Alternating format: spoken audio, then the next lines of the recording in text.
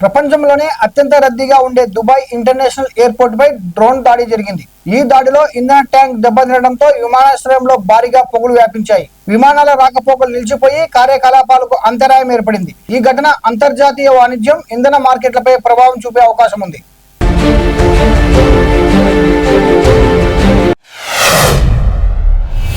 ఆర్జీఎస్ నుంచి రాష్ట్రంలో గ్యాస్ సరఫరా అంశంపై సీఎం చంద్రబాబు సమీక్ష. రాష్ట్రంలో 14,000 మెట్రిక్ టన్నుల ఎల్పీజీ నిల్వలు ఉన్నాయని తెలిపారు. సరఫరాకి ఎలాంటి సమస్యలు లేవని స్పష్టం చేస్తూ అవసరాలకు తగిన గ్యాస్ అందుబాటులో ఉందని చెప్పారు. సమీక్షలో సిఎస్ సాయి ప్రసాద్ తో పాటు గెల్, ఓఎన్జీసీ ప్రతినిధులు పాల్గొన్నారు.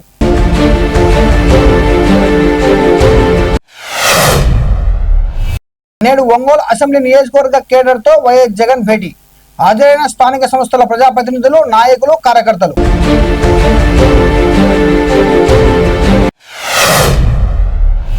తిరుపతి ఆటోనగర్ లో భారీ అగ్ని ప్రమాదం చోటు చేసుకుంది. స్క్రాప్ షాపుల్లో మంటలు చెలరేగి 2 దుకాణాలు పూర్తిగా దగ్ధమయ్యాయి. అగ్నిమాపక సిబ్బంది మంటలను అదుపులోకి తీసుకురావడానికి ప్రయత్నిస్తున్నారు.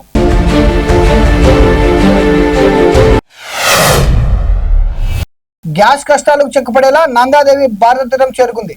గుజరాత్ లోని వడినార్ పోర్టుకు చెందిన ఈ నౌక ఖతార్ నుంచి బయలుదేరి హజ్మూర్ జలసంధి దాటుకొని వచ్చింది.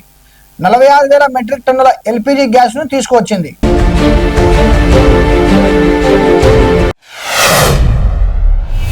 సిద్దిపేట జిల్లాలో నిన్న కురిసిన వడగళ్ల వానకు అక్బార్పేట, భూంపల్లి మండలం ఎనగుర్తి, బొప్పాపూర్ గ్రామంలో పంటలు తీవ్రంగా దెబ్బతిన్నాయి. దీంతో రైతులు ఆందోళన ఉన్నారు.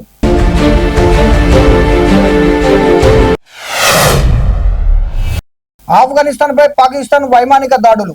కాబూల్ ఆసుపత్రిపై పాకిస్తాన్ ఎయిర్ ఫోర్స్ దాడి. 400 మంది మృతి, 250 మందికి గాయాలు. మృతుల సంఖ్య మరింత పెరిగే అవకాశం.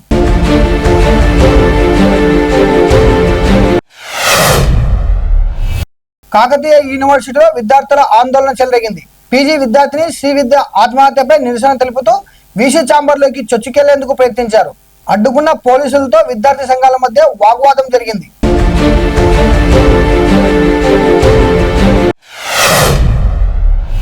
నిర్మల్ జిల్లా కేంద్రంలో ఆశా వర్కర్ల ధర్నా చేపట్టారు. ఆర్డీఓ కార్యాలయం ముందు రోడ్డుపై బైఠాయించి సమస్యలు పరిష్కరించాలని డిమాండ్ చేశారు. దీంతో భారీగా ట్రాఫిక్ జామ్ ఏర్పడింది.